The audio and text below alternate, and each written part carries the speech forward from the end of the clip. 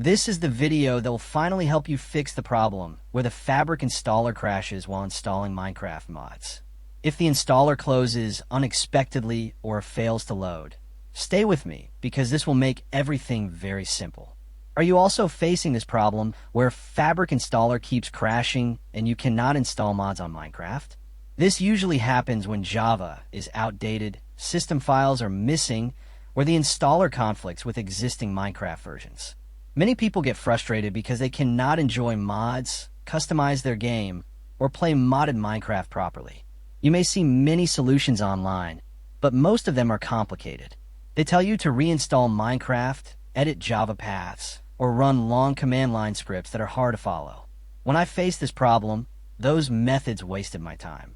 But I fixed it with one secret, easy trick that makes Fabric installer run smoothly and install mods without crashing.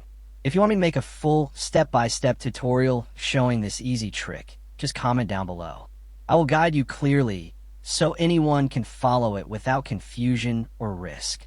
And for more simple Minecraft and Windows fixes like this, stay connected with my channel Rexisht because I always share easy solutions anyone can use to solve problems fast and safely.